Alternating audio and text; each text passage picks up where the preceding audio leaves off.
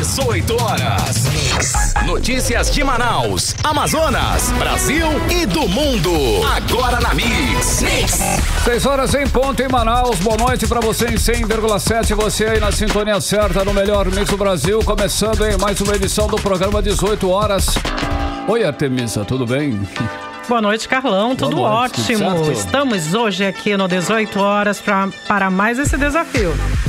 Artemisa, nós temos hoje ingressos, convites aí, cortesias para os nossos queridos ouvintes, Arte. Temos sim, Carlão, 3 pares de ingressos para o Mirage Park. Então, Boa, quem está passando por aqui, na frente da Rádio Mix, só parar aqui na Rua Fortaleza. Enfim, primeiro que chegar, leva um par de ingressos. É Rua Fortaleza 585, Adrianópolis, valendo então um par de ingressos para curtir lá no Village, Arte. Mix. E agora nós vamos conferir os destaques do programa 18 horas de hoje. Ministério Público do Amazonas apura denúncia sobre a atuação de médicos residentes em maternidades da rede pública do estado do Amazonas sem supervisão. Relatório preliminar do CNJ, Conselho Nacional de Justiça, aponta deficiências no sistema prisional do Amazonas. Friagem em todo o país pode chegar em alguns municípios do Amazonas. Segunda sangrenta, Manaus registra 4 homicídios em menos de 3 horas. Na entrevista do dia, nós vamos falar sobre a onda desenfreada de homicídios da capital Manaus com o Coronel Amadeu Soares, ex-secretário de Segurança Pública do estado do Amazonas.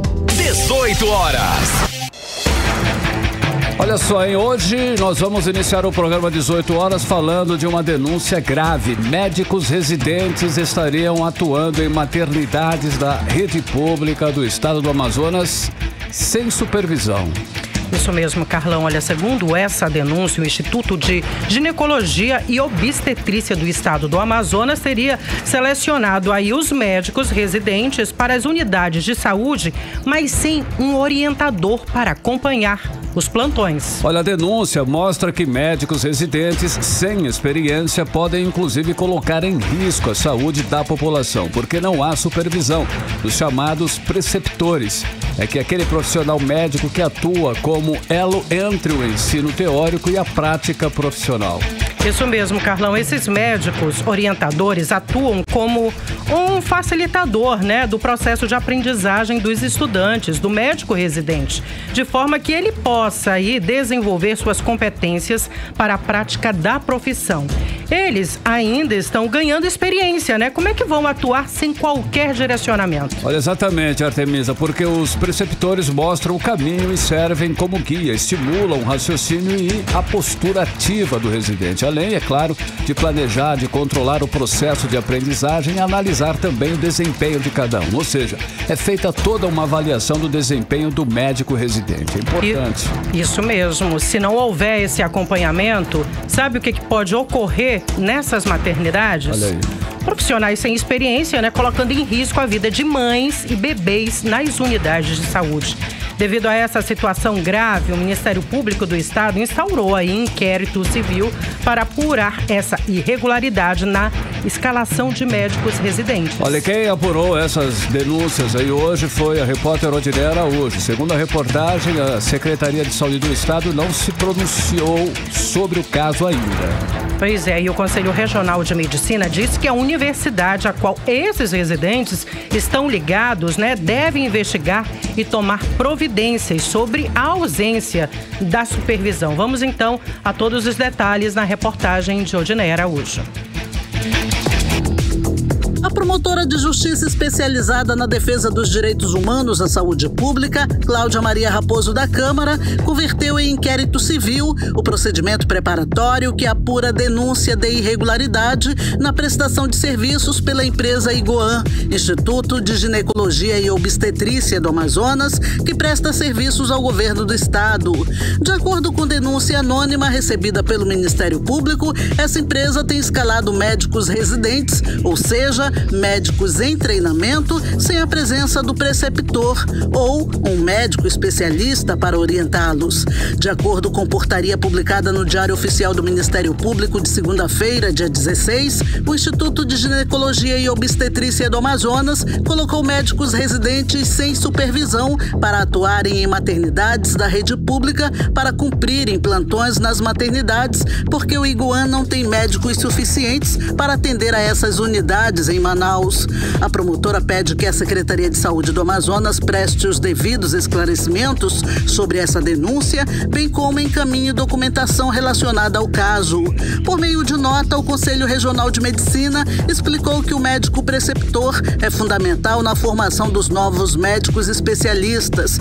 Ele é o instrutor, o profissional que ensina a prática das teorias ensinadas aos residentes em sala de aula. Ainda conforme o Conselho Regional de Medicina, o papel do preceptor de residência médica é essencial e sua ausência tem impacto negativo na formação dos novos profissionais que ainda não possuem a formação completa na especialidade.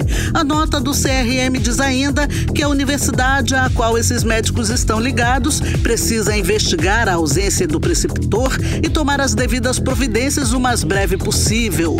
O 18 Horas tentou ouvir o Instituto de Ginecologia e Obstetrícia do Amazonas e a Secretaria de Saúde do Estado para saber quem responderá caso ocorra algum erro por parte dos médicos residentes contra a saúde das pacientes e de seus bebês, mas até o fechamento da reportagem, nem o Iguan e nem a SES enviaram resposta. Odneia Araújo para o 18 Horas.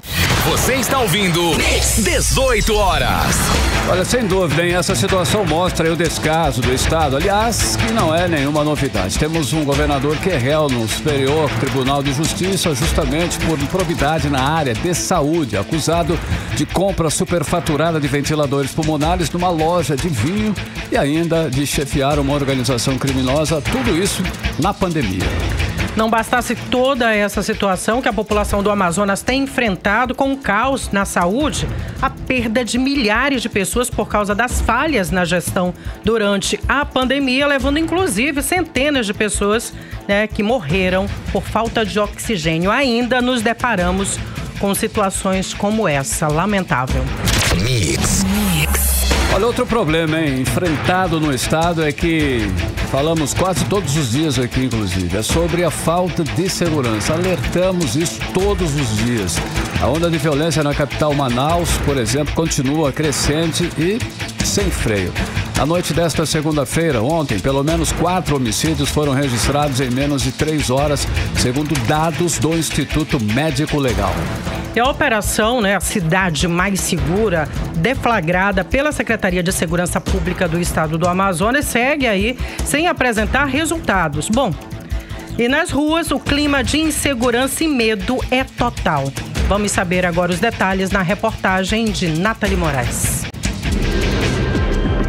Mesmo com o governo do Amazonas gastando mais de 280 milhões de reais em segurança, somente com o programa Amazonas Mais Seguro, a onda de violência aqui na capital tem se tornado frequente e cada vez mais assustadora.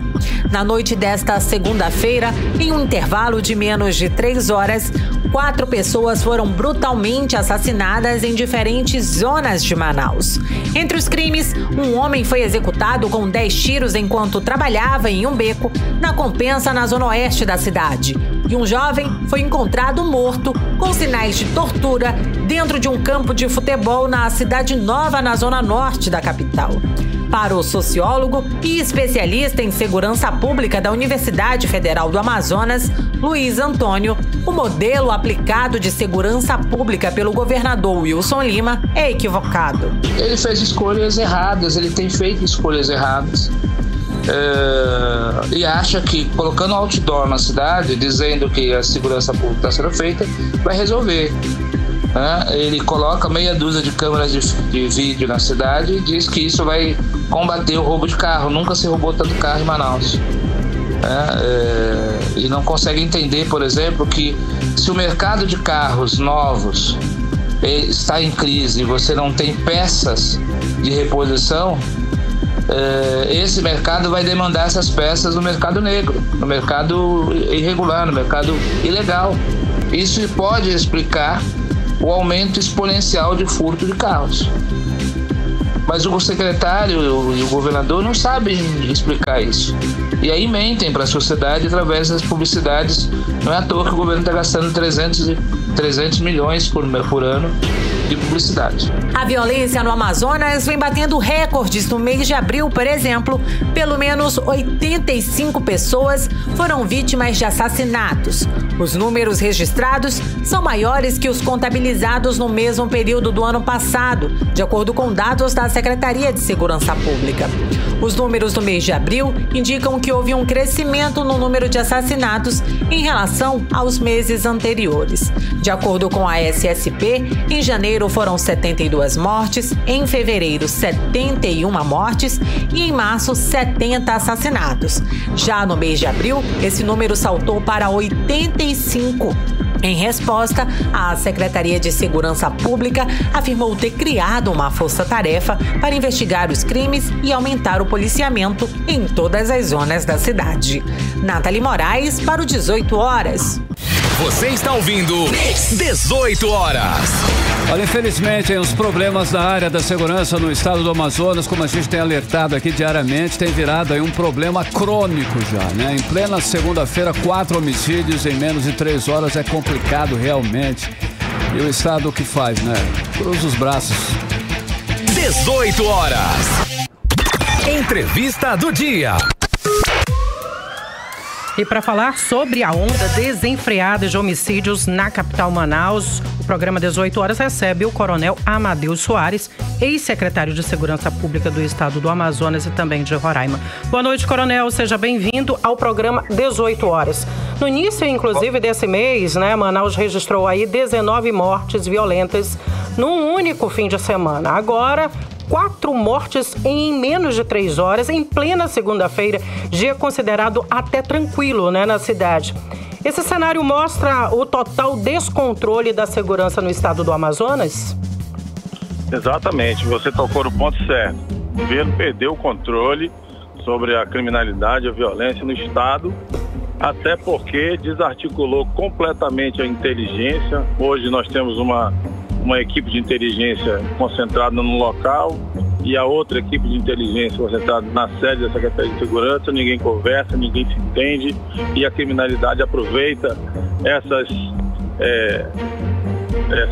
pataquadas aí e deita e rola e transforma a cidade de Manaus numa cidade que está perto de ser uma das campeãs em violência no Brasil. E não é só a capital que está sofrendo isso. Hoje nós tivemos em Manicoré uma execução dentro de um mercadinho lá. Manicoré é uma cidade tranquila, mas diante de um fato desse, isso repercutiu bastante. E isso tem demonstrado claramente que o Estado não tem nenhum controle sobre a violência, nem em Manaus e nem no interior do estado. Olha, o tráfico, pode-se observar que ele está tomando conta, né? Não só da capital, mas também do interior. Essas mortes aí de segunda podem ser relacionadas a brigas de facções? Calão, essa história de briga de facção já está velha. Sim. Isso daí a polícia consegue antecipar, mas consegue antecipar com as investigações em andamento, com a inteligência funcionando, porque você consegue antever essas questões, consegue se antecipar a todas elas, no caso, prender, às vezes, o camarada que vai fazer essa execução antes mesmo que ele inicie a execução. Então, nós cansamos de fazer isso várias vezes, isso funciona, isso dá certo. Agora, não dá certo você fazer um recuo inexplicável, por exemplo, o fechamento dos DIPs, a desintegração da inteligência, isso é inexplicável. Isso só pode demonstrar que estão completamente perdidos e não conseguem ter o controle de totalmente fechadas as delegacias, o povo não tem mais uma referência. Isso daí é o que tem de pior. E não é só a falta de controle, é o fato de todos os gestores estarem completamente perdidos, não sabem o que fazer. Fazem operações e nenhuma dá resultado nenhum. O povo não acredita mais neles. Essa que é a verdade. O senhor tocou num ponto crucial, coronel, né? A questão dos jipes. Outro dia eu estive no bairro Santa Etelvina, ali na Zona Norte, né? E o jipe funciona até às 5 horas da tarde. Como é possível, né? Ou seja, depois das 5 horas está tudo fechado, não tem um policial, e antes funcionava 24 horas. Pois é, parece até que eles combinaram com o criminoso, né? Porque o criminoso também vai parar o expediente dele às 5 horas da tarde. É óbvio que não. Eles estão, de fato, deixando o povo no meio da linha de tiro.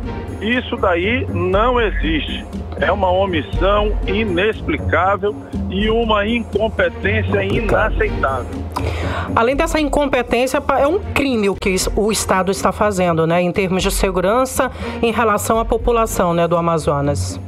Com certeza, porque a população está sujeita a toda sorte de crimes de roubo, de tráfico, de homicídios. E aí, você chega e fala assim, eu vou recorrer a quem? Porque a delegacia do bairro não existe mais, para 5 horas da tarde. Você liga para o 190, são 3 dias para chegar. E aí não tem condições, você bate na porta, a porta está fechada, e aí como é que se explica isso? O que existe? Qual é esse planejamento? É o planejamento da omissão? É o planejamento de se esconder e o criminoso está lá solto fazendo o que quer? Isso não existe. Com certeza. Isso é inaceitável. E agora, o que pode ser feito? Uma intervenção federal, por exemplo, poderia trazer algum tipo de solução? O que o senhor acha? Não, eu acho que antes disso ele ainda pode colocar a polícia na rua, mas para isso ele teria que ter honrado o compromisso com os policiais, tanto civis, militares e bombeiros.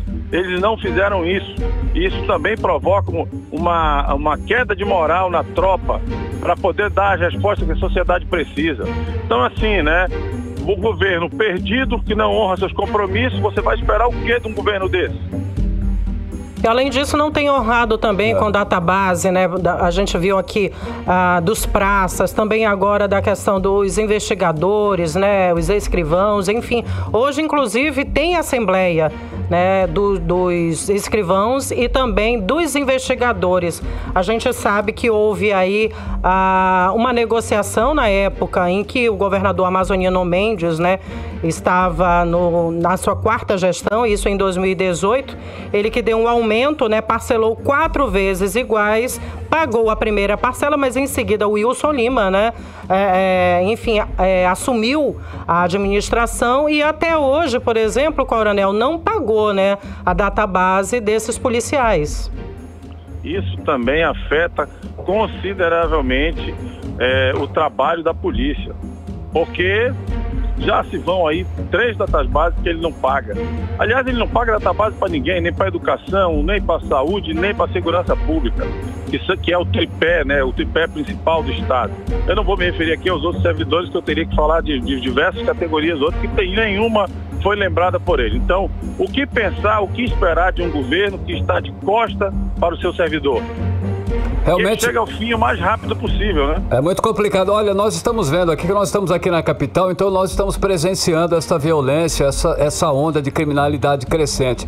Agora, no interior, o senhor tem alguns resultados das cidades do interior, como estão, de um modo geral, ou uma cidade em especial que está com uma criminalidade alta? O senhor tem essas referências? Porque parece que está complicado também no interior, não é isso, coronel? Eu apontaria 3. Eu apontaria 3 cidades que está grave. Tabatinga, lá na Tríplice Fronteira. Eu apontaria o município de Iranduba, aqui do lado de Manaus. E neste anuário, que deve sair agora no mês de maio, deve aparecer ou em primeiro ou em segundo em violência no país, como cidade mais violenta do Brasil. E apresentaria também o Rio Preto da Eva, que lá também já está preocupante a falta de controle devido a essa confusão aí dessas facções. Coronel, o que a população pode fazer? Não tem segurança, enfim, os jipes fecham, como nós já falamos aqui, às 5 horas da tarde. O que a população pode fazer para se proteger? Ficar presa, né, dentro de casa? Tomar cuidado. Olha, infelizmente, evitar estar por aí pelas ruas perambulando, porque você percebeu que no final de semana uma criança de 6 anos foi atingida por bala perdida aqui no bairro de Petrópolis. Ela estava em casa e foi atingida com uma bala perdida. Graças a Deus, não está fora de perigo, né? Já está sendo atendida pelas equipes médicas.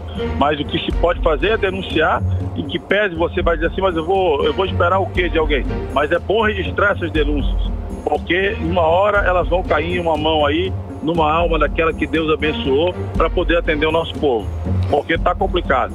A situação da segurança pública é de calamidade. Ok, Coronel, olha só, uma questão, uma dúvida. Uma intervenção federal aqui para o nosso estado, seria muito complicado de você solicitar isso? Seria muito difícil? É uma situação complicada? Um trâmite difícil? Qual é a dificuldade? Pegando esse gancho aí do Carlão, quem pode solicitar essa intervenção federal? Teria que ser o governador, mas eu não creio que ele vá fazer isso. Pois é, qual é a dificuldade? A dificuldade é que... O que atrapalharia? Atrapalharia porque o governo federal decretando intervenção, como aconteceu no final do governo Temer, que decretou essa intervenção no Rio de Janeiro, sim, porque a situação estava fora de controle, seguiu tudo normal, só decretou a intervenção na segurança. Não afeta o funcionamento da máquina do Estado. Então, era só uma questão de vontade política, ele querer fazer. O presidente, creio eu, que não negaria isso ao Estado. Ok. Coronel, obrigado pelas suas informações. Eu gostaria que o senhor fizesse umas considerações finais aí, falasse um pouco aí, de repente, alguma coisa interessante, de um modo geral, para a população, né? Que nós estamos precisando aí de orientação, não é isso? Digamos assim, Coronel. Por favor. Com certeza, Carlão, eu penso que a população, essa é a hora de fazer aquela velha reflexão, de verificar muito bem na hora que a gente vai definir quem vai governar o Estado, quem vai assumir os rumos do Estado, sim, que tenha compromisso com a população. Saúde, educação e segurança são coisas que não se pode entregar na mão de qualquer um. São coisas que não se pode entregar na mão de um irresponsável, de um incompetente que nunca dirigiu sequer a própria casa. Aí tá aí o resultado. Um monte de pataquadas, um monte de atrapalhadas, você fica assistindo a incompetência, é muito doloroso você ter que passar por isso. Então, dizer para a população que tenha fé, que tenha esperança, que tempos melhores virão. Muito obrigada, Coronel, pela sua participação aqui no programa 18 horas. Nós conversamos com o Coronel Amadeus Soares, ex-secretário de Segurança Pública do Estado do Amazonas e de Roraima, sobre a onda desenfreada de homicídios na capital Manaus. Obrigado, Coronel. Obrigado, eu que agradeço. Agora são 6 horas e 22 minutos. Você é o melhor mix do Brasil. 18 horas. Olha, falando ainda em segurança, um relatório preliminar do Conselho Nacional de Justiça aponta deficiência no sistema prisional do Amazonas. O repórter Hector Silva traz os detalhes. O CNJ, Conselho Nacional de Justiça, realizou inspeções no sistema prisional do Amazonas na primeira semana deste mês e constatou algumas deficiências que devem ser sanadas pelo governo do Amazonas. O relatório, embora ainda não tenha sido concluído, apontam diversas falhas. Preliminarmente, a equipe do CNJ apontou que os processos de apuração sobre a responsabilidade das chacinas ocorridas em 2017 e em 2019 ainda estão pendentes. O relatório preliminar aponta ainda que não houve reparação às vítimas e familiares e também não houve adoção de mecanismos para a não repetição desses eventos. Segundo a SEAP, Secretaria de Administração Penitenciária do Amazonas, o governador do Amazonas, Wilson Lima, recebeu os representantes do CNJ após as inspeções. Wilson Lima se comprometeu em atuar para superar os problemas detectados e fez uma exposição sobre as características locais, apontando a grande extensão geográfica, dificuldade de transportes e concentração de habitantes na capital do estado como fatores que dificultam a gestão penitenciária. O relatório ainda será votado em plenário pelo CNJ e posteriormente publicado. Hector Silva para o 18 horas. Você está ouvindo 18 horas. Vamos agora para Brasília falar com o correspondente do programa 18 horas, jornalista Carlos Eduardo Matos. Boa noite, Carlos Eduardo. Então, hoje o presidente do Tribunal Superior Eleitoral reagiu às novas ameaças, feitas pelo presidente Jair Bolsonaro contra as eleições. O que você tem para falar sobre isso para a gente? Boa noite, Artemisa. Boa noite, Carlão. Boa noite a todos os nossos ouvintes. É mais um capítulo da guerra declarada entre o presidente Jair Bolsonaro e o TSE, Artemisa. Faltando pouco mais de 4 meses para as eleições, Bolsonaro vem reforçando o discurso antidemocrático contra as eleições e contra as urnas eletrônicas.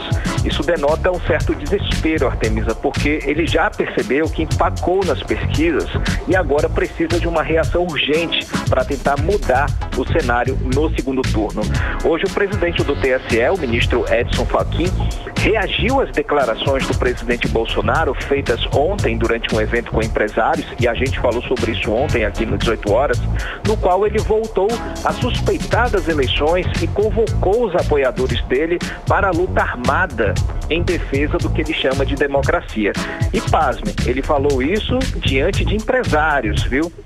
E ele falou sobre isso hoje também, Artemisa. O presidente do TSE anunciou que vai criar uma rede de observadores internacionais para avaliar o andamento das eleições aqui no Brasil. Vamos ouvir o que disse o ministro Edson Fachin. Por isso, é esta urna eletrônica e o nosso processo eleitoral que trazem paz e segurança para as nossas eleições. O mundo observa com atenção o processo eleitoral brasileiro. Somos hoje uma vitrine para os analistas internacionais e cabe à sociedade brasileira garantir que levaremos aos nossos vizinhos uma mensagem de estabilidade, de paz e segurança e de que o Brasil não mais aquece a aventuras autoritárias. O TSE e o seu instituto, o Instituto por ele integrado e coordenado na América Latina, acordamos que realizar-se-á uma rede de observações internacionais para garantir a vinda ao Brasil, antes e durante as eleições, não apenas dos organismos que já mencionamos, mas de diversas autoridades europeias e de outros continentes que tenham interesse e tenham condições em acompanhar de perto o processo eleitoral de outubro próximo. Nossa meta é ter mais de 100 observadores internacionais durante o processo eleitoral no Brasil. Você está ouvindo 18 horas. Ouvimos então o ministro Edson Fachin, presidente do Tribunal Superior Eleitoral, que fala em equilíbrio, paz, enfim. Mas não é bem isso que esperamos, né? Com toda essa polarização esse ano nas eleições. Artemisa, suspeita-se que teremos momentos turbulentos, né? Pelo menos momentos ameaçadores com relação à eleição. Isso, o que chama atenção é que o povo vai se mobilizar em favor das pautas do Bolsonaro, né? Pode haver muitas brigas, muitas intrigas, já estão ocorrendo, né? Mas é possível que isso se externe para as ruas. Para o dia das eleições possa haver muita confusão e sair muita gente machucada nesse processo, né? Esse que é o grande problema de haver essa mobilização em torno de armas, de atitudes em defesa da democracia que tanto Bolsonaro fala. Agora, Artemisa, estamos caminhando para esse estado de exceção, né? Com o presidente Bolsonaro fazendo essas mobilizações, né? E hoje também o ministro Edson Fachin recebeu um manifesto assinado por 14 entidades da sociedade civil, que são representantes aí em favor, que estão de confederações, de associações que representam o setor empresarial. Eles falam em favor da justiça eleitoral, destacam a importância do TSE para a garantia das eleições e do fortalecimento da democracia. Pouco a pouco, Artemisa, os organismos da sociedade civil vão se posicionando politicamente, definindo de que lado estão nesse jogo político. Afinal, esse é o efeito da eleição polarizada. Mudando um pouco de assunto, Artemisa, agora há pouco, a Assembleia Legislativa do Estado de São Paulo, a ALESP, decidiu por unanimidade, com 73 votos a 0, cassar o mandato do ex-deputado estadual Arthur Duval, o conhecido Mamãe Falei. Ele foi julgado por quebra de decoro parlamentar por causa daquelas mensagens de áudio feitas na Ucrânia, onde ele afirmou que mulheres ucranianas são fáceis porque são pobres. Essa decisão foi praxe, porque como Arthur Duval renunciou ao cargo, ao mandato dele no dia 20 de abril, a decisão de hoje não surtiu efeito.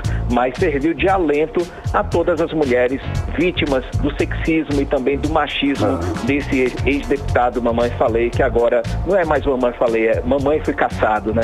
Artemisa e Carlão.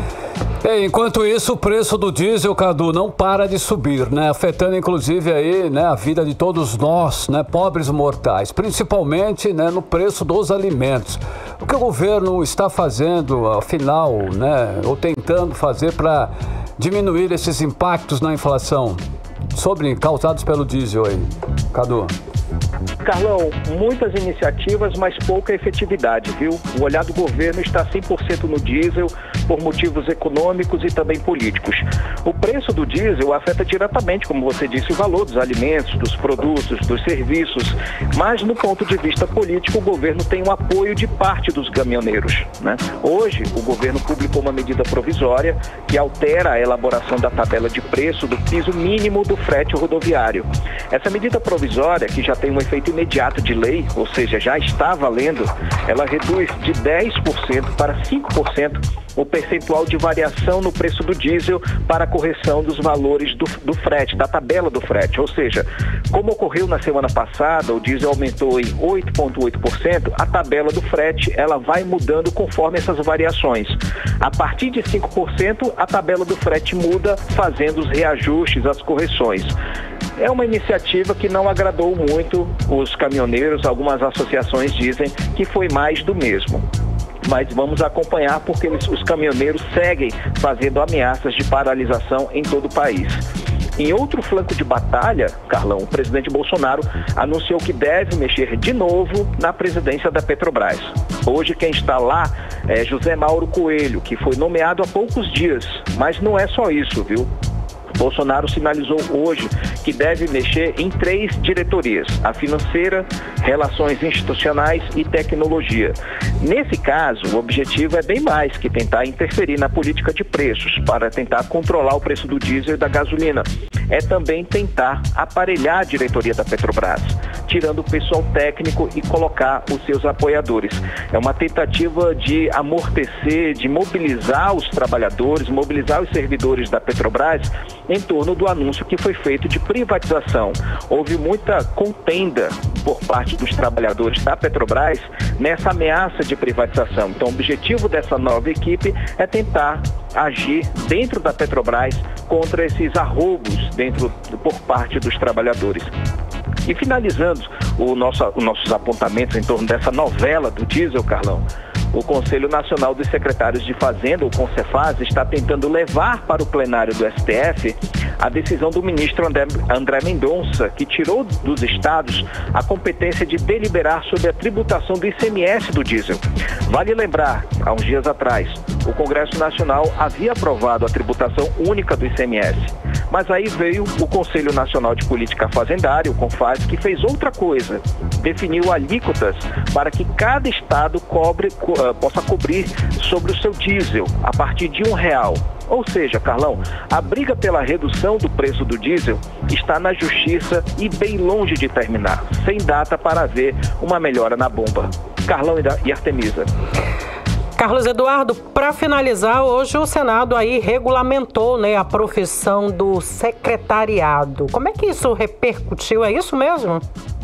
Isso mesmo, Artemisa. Essa profissão, muitas vezes esquecida por nós, né?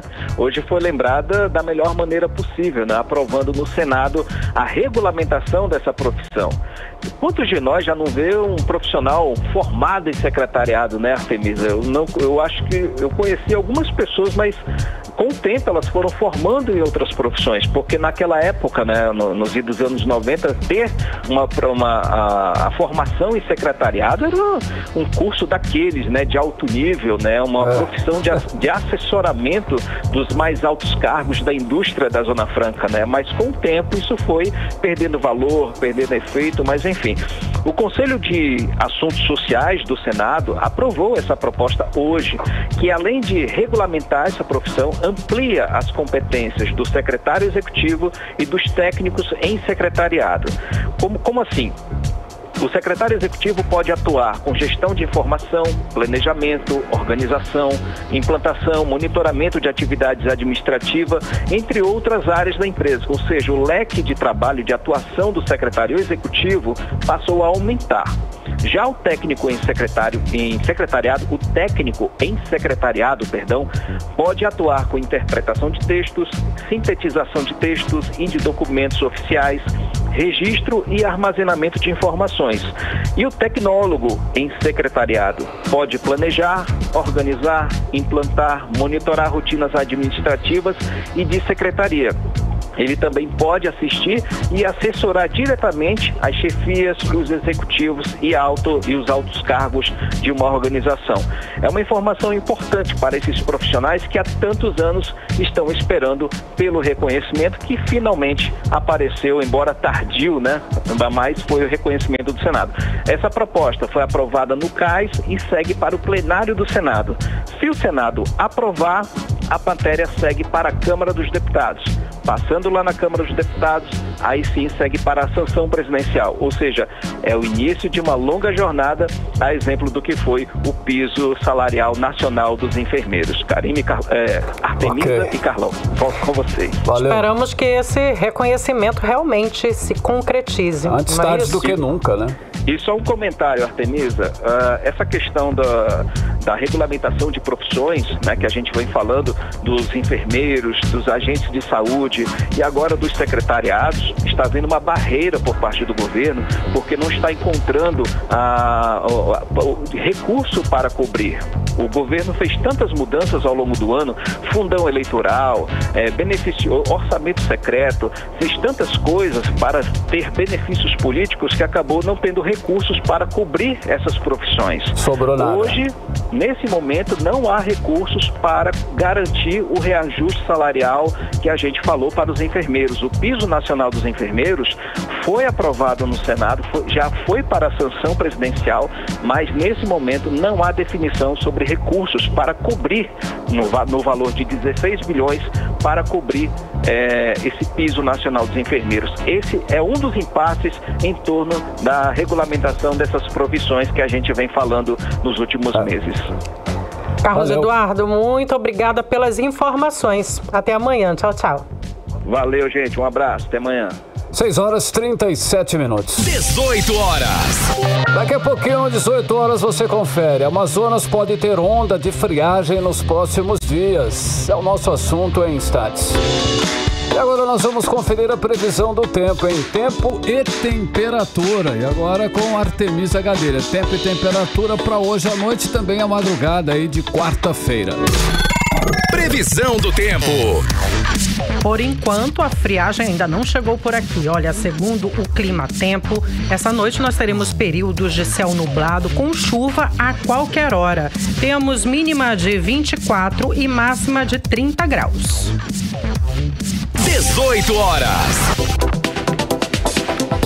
Dia Mundial de Combate à LGBTfobia no Amazonas é marcado por ações contra a violência direcionada à comunidade. Até mesmo em 2021, o Brasil registrou aumento de 33,3% de mortes violentas de lésbicas, gays, bissexuais, travestis, transexuais e pessoas intersexo, entre outros. Lideranças de movimento LGBTQIA+, lembram que avanços aconteceram, mas a LGBTfobia ainda é grande e diária. Os detalhes na reportagem de Odinei Araújo. O dia 17 de maio tem uma importância histórica na luta dos movimentos LGBTQIA+. Foi nesse dia, em 1990, que a Organização Mundial de Saúde retirou a homossexualidade da classificação estatística internacional de doenças e problemas relacionados com a saúde. A homossexualidade já havia sido retirada do Manual Diagnóstico e Estatístico de Transtornos Mentais, o DSM, no ano de 1970. 1983, mas na CID ainda era classificada como doença. São mudanças como essas que o Dia Mundial de Combate à LGBTfobia lembra na data de hoje, como informa o fundador da Casa Amiga e Aliança Nacional LGBTQIA+, Gabriel Mota. Essa data ela tem uma importância muito grande porque o fato de encaixar homossexuais como pessoas doentes acarretava situações horrorosas, como conduzir as pessoas a tratamentos com eletrochoque, estupros corretivos nos casos voltados a mulheres. E no momento que a ciência ela fica ao lado, da comunidade e indica para o mundo inteiro que não há por que tratar as relações homoafetivas como uma doença, o comportamento mundial em vários segmentos da sociedade começa a ser modificado. Para Gabriel Mota, a data de hoje é mais para refletir sobre o quanto já se avançou na compreensão do ser humano, mas ainda há muito a ser conquistado, incluindo o respeito de todos os dias. Ainda hoje, ouve-se por aí que a homossexualidade, a transexualidade é uma doença e essas pessoas elas não se colocam no lugar do outro, no sentido de que amar, projetar uma vida, ser feliz, não é e nunca foi doença, não é e nunca foi distúrbio. Então, pra gente da comunidade LGBTQIA+, é um dia de reflexão. Não é um dia de celebrar exatamente porque a LGBTfobia se combate todos os dias. O líder do movimento LGBTQIA+, lamenta que nos últimos 4 anos, no governo Bolsonaro, o respeito e a aceitação adquiridos tenha sofrido um retrocesso. Para ele, a LGBTfobia nunca foi tão grande quanto no atual governo, que desmontou várias políticas públicas voltadas à comunidade. Em 2021, em todo o Brasil, foram registradas pelo menos 316 mortes violentas de pessoas lésbicas, gays, bissexuais, travestis, transexuais e pessoas intersexo. Esse número representa um aumento de 33,3% em relação a 2020, quando foram 237 mortes registradas entre essas pessoas. As regiões Nordeste e Sudeste foram as mais violentas contra a comunidade. No Nordeste foram 116 assassinatos e no Sudeste 103 mortes violentas. Os estados que apresentaram maior número de mortes de pessoas LGBTQIA+, foram São Paulo, Bahia, Minas Gerais e Rio de Janeiro, os 4 estados mais populosos do Brasil. Os dados constam no dossiê de mortes e violências contra LGBTQIA+, no Brasil. De acordo com as lideranças LGBTQIA+, aqui no Amazonas, as políticas públicas para a comunidade estão desativadas no governo do estado e começando a caminhar na Prefeitura de Manaus através da SEMASC, Secretaria Municipal de Ação Social e Cidadania. Hoje de manhã, teve ação na Praça do Congresso com a Associação das Transsexuais e Travestis do Amazonas. A gerente de promoção dos direitos relativos à livre orientação sexual, Joyce Gomes, disse que a falta de divulgação de canais de denúncias dificultam o combate aos crimes cometidos contra a comunidade. Uma das principais desafios hoje que a gente enfrenta nessa proposição de políticas é a ausência de denúncias, né? A gente sabe que tem uma questão muito grande das subnotificações. As pessoas vivenciam esse processo de violências e fim não realizando a denúncia. E aí a gente está com esse ato, principalmente para divulgar os canais de denúncias municipais, incentivar que as pessoas realizem essa denúncia, que é para assim a gente fazer esse acompanhamento de mais perto, né? É uma data internacional, ela tem uma grande representatividade para o movimento em si. A gente convidou algumas organizações que estão ajudando a gente nesses atos. E aí, assim, as pessoas estão indo no corpo a corpo, falando sobre a questão da violência, falando sobre os canais de denúncia. À tarde, a programação do Dia de Luta contra a LGBTfobia incluiu roda de conversas no Panco da Jaz e lançamento de uma campanha de doações para a Casa Amiga, que é um abrigo voltado ao público LGBTQIA+. Odinei Araújo para o 18 horas. Você está ouvindo 18 horas. Olha, agora nós vamos falar de energia. Empresa de tecnologia especializada em tarifas de energia elétrica aponta aumento na conta de luz dos consumidores em todo o país. Segundo a empresa, esse aumento na região norte deve ser de 10% em 2022. Repórter Hector Silva explica melhor esse aumento. Após 2 anos com medidas para assegurar aumentos, os reajustes da conta de luz serão elevados em 2022. Pelo menos é o que aponta o relatório feito pela TR Soluções, empresa de tecnologia especializada em tarifas de energia. Os cálculos feitos pela empresa não levam em conta impostos, que variam de estado para estado, e nem a bandeira tarifária, que, se subir, pode elevar ainda mais o custo da eletricidade. Mesmo sem esses fatores, o relatório aponta que os consumidores na região norte sentirão um aumento de 10% na conta de energia elétrica. A reportagem do 18 Horas procurou a Amazonas Energia, que, em nota, informou que não há previsão de reajuste na tarifa de energia nos próximos meses, somente para o mês de novembro. O valor do aumento ainda não foi definido pela empresa concessionária. Hector Silva, para o 18 Horas. Você está ouvindo 18 Horas. Bom, a gente segue falando de energia, seguimos no assunto. Olha só, a CPI da Amazonas Energia na Assembleia Legislativa do Amazonas revelou a existência de mais medidores de energia elétrica de consumidores adulterados, depois de identificar 36 medidores irregulares em outras reuniões. Agora foram identificados mais 21 medidores que foram adulterados. Depois de identificar 36 medidores irregulares em outras reuniões, agora foram identificados mais 21 medidores adulterados. O repórter Hector Silva traz os detalhes pra gente. A CPI da Amazonas Energia trouxe uma nova contagem em relação a medidores de consumidores adulterados na última sexta-feira.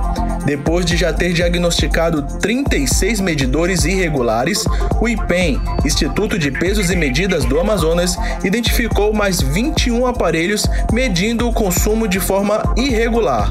Segundo Adriano Costa, chefe de fiscalização do IPEM, medidas administrativas contra a empresa concessionária já estão sendo tomadas. Depois daquela nossa última reunião, a gente tem novidade, né? Porque a gente não deixou de fiscalizar. O governador do estado do Amazonas pediu que a gente intensificasse essas fiscalizações, né?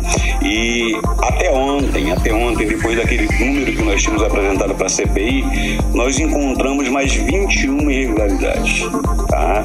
Então são mais 21 consumidores que estão sendo lesados pela companhia.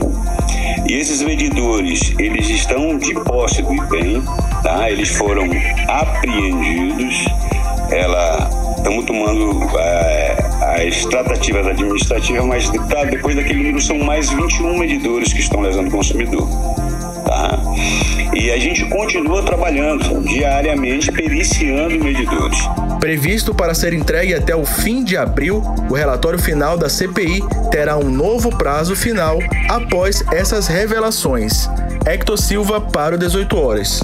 Você está ouvindo 18 Horas. Muito bem, olha só, está chegando uma friagem no Amazonas, isso mesmo, uma friagem. Olha só, os próximos dias serão de temperatura atípica na região, segundo dados da CECIPAM, Centro Gestor e Operacional do Sistema de Proteção da Amazônia, Artemisa.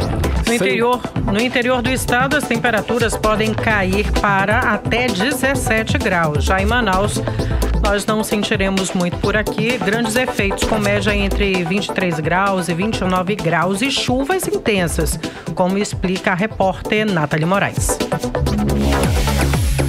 Em todo o Brasil, os serviços de meteorologia apontam uma semana de frio intensa até o próximo domingo. Em algumas cidades do país, há previsão de neve e chuva congelante. Aqui no Amazonas, segundo o Sensimpam, municípios como Boca do Acre, Eirunepé, Ipixuna, Envira, Guajará, Itamaraty, Lábrea, Pauini, todos no sul do Amazonas, deverão sentir as temperaturas mais baixas entre hoje e a quinta-feira, dia 19, alternando a temperatura mínima de 20 a 17 graus. Em Manaus, que concentra a maior parte da população do estado, os efeitos serão sentidos em menor intensidade. A temperatura pode cair para 22 graus durante a madrugada desta quarta e quinta-feira, sendo que a média mínima será de 23 graus. Nesses 2 dias, as máximas estarão entre 28 e 29 graus graus com chuvas intensas. Apesar dos efeitos leves, a população manauara vai pelo menos sentir o clima mais ameno nos próximos dias. Segundo o professor e geógrafo Bruno Barros, durante a passagem de massa de ar polar pelo Brasil, a região centro-sul será a mais atingida nesta semana. O deslocamento de massa de ar polar vai coincidir com um ciclone extratropical, trazendo umidade e até mesmo a queda de uma chuva congelante. O frio atípico das próximas semanas pode ser explicado pela conjunção de uma série de fatores climáticos que afetam o clima no longo prazo e de tempo mais localizados. Um dos fatores é o Laninha, um fenômeno que acontece quando há o resfriamento das águas da região central do Oceano Pacífico por pelo menos 3 meses consecutivos. O Laninha, no entanto, não é novidade. Ele tem estado presente nos últimos 2 anos. O que está acontecendo no momento é que neste cenário onde o fenômeno já afeta a atmosfera, vai haver a passagem de 2 fatores climatológicos pelo continente. O deslocamento de uma massa de ar polar vinda da Antártida e a passagem de um ciclone extratropical pelo sul do continente. A passagem de massas de ar polar pelo continente é comum, é o que gera as frentes frias e, em geral, gera menos chuvas no sul e mais chuvas no norte. No decorrer desses dias, essa massa conhecida como um fenômeno de friagem vai se espalhar pelo centro-sul do Brasil, atingindo o sul e também aqui a região norte, especialmente o estado de Rondônia, no Acre e o centro-sul do Amazonas. Nathalie Moraes para o 18 horas. Você está ouvindo 18 horas. 6 horas e 50 minutos em Manaus. Você confere daqui a pouquinho no 18 horas. Maio Laranja busca sensibilizar a sociedade contra a violação de direitos de crianças e adolescentes vítimas desse tipo de abuso. Daqui a pouquinho você confere aqui no 18 horas. 18 horas. E agora nós vamos conferir a previsão do tempo, hein, para amanhã. Amanhã é quarta-feira. Tempo e temperatura Artemisa Gadelha. Previsão do tempo. Bom, segundo o Climatempo, amanhã será parecido, com esta terça-feira, com o dia de hoje. Sol com muitas nuvens, céu nublado durante o dia, períodos também de céu nublado na parte da tarde e ainda à noite com chuva a qualquer hora. Mínima de 23 graus e máxima de 29 graus. Mix. Economia. Vamos aos indicadores econômicos de hoje. O dólar fechou em baixa de 2,15% e fechou cotado a R$ 4,94. O euro fechou em queda de 1,1%, cotado a R$ 5,21. E o Bitcoin fechou em menos 1,04% aos R$ 149.963. E o Ibovespa, principal índice da Bolsa de Valores brasileira, fechou em alta de 0,51% aos 108.789 pontos. Mix. Lançada em Manaus, campanha de combate à exploração sexual e abuso de crianças e adolescentes. A campanha Maio Laranja, que ocorre em todo o país, marca o dia 18 de maio, data de luta contra esses maus tratos e que busca aí sensibilizar a sociedade contra a violação de direitos de crianças e adolescentes vítimas desse tipo de abuso. As informações nós vamos saber agora na reportagem de Odinei Araújo. No dia 18 de maio de 1973, a menina Araceli Cabreira Crespo, de apenas 8 anos de idade, desapareceu na cidade de Vitória, no estado do Espírito Santo. 6 dias depois, o corpo da criança foi encontrado num terreno abandonado. Ela foi espancada, drogada, estuprada e morta. Para dificultar o reconhecimento, o corpo de Araceli ainda foi desfigurado com ácido. Apesar da truculência do crime, até hoje ninguém foi culpado e o processo foi arquivado pela Justiça.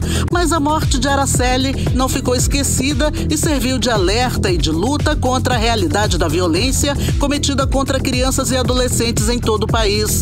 Por isso, o 18 de maio virou o Dia Nacional de Combate ao Abuso e à Exploração Sexual de Crianças e Adolescentes. O abuso sexual é o envolvimento de criança e adolescente em atos sexuais. Já a exploração sexual ocorre quando a vítima é usada para obtenção de lucro financeiro em troca de sexo. Desde 2000, entidades governamentais e não governamentais e representantes da sociedade civil aproveitam essa data para promover ações, reflexões e debates em torno do tema. Aqui em Manaus, a campanha vai até o fim do mês. A secretária municipal de Assistência Social e Cidadania, Jane Mara de Moraes, fala das atividades programadas para o Maio Laranja. Estamos aí organizados com as escolas municipais, no sentido de ofertar, dentro dessa nossa programação do mês de enfrentamento à exploração sexual, palestras, rodas de conversas, para fazer o processo de orientação de crianças e adolescentes no que diz respeito a esse processo de exploração. Amanhã nós temos uma caminhada para trabalhar essa sensibilização da sociedade, e é um assunto que nós chamamos a atenção no que diz respeito à campanha, porque nós temos o 18 de maio, que representa aí todo um momento relacionado ao processo de violência e de exploração sexual. Em 2021, foram registrados 169 casos de abusos e 11 de exploração sexual contra crianças e adolescentes no CREAS, Centros de Referência Especializado de Assistência Social em Manaus. Somente nos primeiros 4 meses desse ano, já foram atendidos 59 casos de abuso e 12 de exploração sexual. A Delegacia Especializada na Proteção à Criança e ao Adolescente, que faz parte da rede de proteção desse público, também participa das atividades. A delegada Joyce Coelho fala da importância de denunciar qualquer tipo de maus tratos contra a criança e o adolescente. Todo mundo é peça fundamental nesse combate, né? Seja denunciando, seja responsabilizando, seja se importando com aquela criança que está precisando de ajuda, para que a gente possa efetivamente proteger a criança. Afinal de contas, esse é o nosso objetivo comum. Deixando claro para todo mundo que este combate ele é feito todo dia, não só em maio. É só um dia para que a gente celebre e que a gente ganhe forças para que a gente continue nessa missão de proteger a criança e o adolescente. Rodinei Araújo para o 18 horas. Você está ouvindo 18 horas. 6 horas e 56 minutos em Manaus, e agora nós vamos direto para os bastidores da política. Vamos saber detalhes, ok? Jornalista Artemisa Gadelha de plantão. Artemisa, boa noite, tudo bem, né? Tudo certo. Vereador Amon Mandel segue cobrando informações sobre o asfaltamento das ruas de Manaus. Segundo o parlamentar, Artemisa, os números não batem. Procede? É isso mesmo? O que está acontecendo, Artemisa? Pois é, segundo o vereador, né, ele fez uma comparação aí com os dados, sim. Enfim, a equipe dele fez um levantamento e esses números parece que não estão batendo. Além disso, tem um outro problema também, Carlão. Ele já fez vários pedidos, né, entrou com vários requerimentos na Prefeitura Municipal de Manaus para obter informações e não está conseguindo. Isso não é novo, né? A gente sabe que na semana passada, tem alguns dias, na verdade, que o prefeito de Manaus, juntamente com o governador do estado do Amazonas, o Wilson Lima, eles que lançaram aí o programa, né, Asfalta Manaus, né, foi lançado tem algumas semanas, em que eles vão asfaltar cerca de 10 mil ruas na capital amazonense. E a partir daí o Amon entrou com esse requerimento, o vereador Amon, para obter, né, informações de quais ruas seriam asfaltadas na capital, mas até o momento ele não foi informado. A equipe dele acabou fazendo um levantamento, foi para as redes sociais do prefeito, da prefeitura, e descobriu, né, que a prefeitura de Manaus disse que foram utilizados até agora 600 mil toneladas de asfalto. No distrito, deu ainda a informação que teriam sido asfaltadas 32 mil ruas. Como assim? Se Manaus 10 mil ruas serão asfaltadas, como é que a prefeitura coloca esse dado, Carlão, nas redes sociais? 32 mil ruas só no distrito. E aí o Amon denunciou, né? O vereador Amon denunciou, e aí a prefeitura ajeitou esse número e colocou para 32 ruas. E o que significa essas 600 mil toneladas aí de asfalto? Bom, segundo o Amon, E segundo esse levantamento, 600 mil toneladas de asfalto é o suficiente aí para duplicar, tá? 1000 vezes a estrada da AM 070. Essa é a quantidade de asfalto, né, que a prefeitura diz que utilizou ali no Distrito Industrial. Enquanto, né, toda essa quantidade de asfalto vai, né, nós não sabemos para onde. E é esse questionamento que o vereador Amon Mandel tem feito. Vamos acompanhar agora a fala do vereador Amon Mandel. Vamos ouvi-lo? Nós questionamos quais são essas ruas e até então não recebemos nenhum tipo de resposta. Eu pergunto se é justo com a senhora e com o senhor que assiste essa sessão, que você chegue num bairro como Vieiralves e veja uma rua sendo recapeada, que chegue lá pelo final da Altasmirim e veja um tapa-buraco, e que chegue depois na Comunidade Nobre e veja uma rua sem asfaltamento. Porque alguns vão a Barcelona sem ter gastos divulgados, enquanto outros sofrem com a falta de infraestrutura. 18 horas. Ouvimos então o vereador Amon Mandel cobrando mais uma vez transparência, né, em relação às obras da Prefeitura Municipal de Manaus. Volto com você, Carlão. Agora 6h59, você no melhor Mix do Brasil. 18 horas. Vamos direto para o editorial 18 horas. Editorial 18 horas.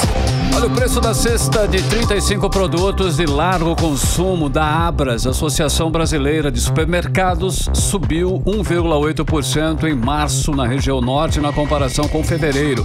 Aqui na nossa região, o aumento já é de 11,45% nos últimos 12 meses.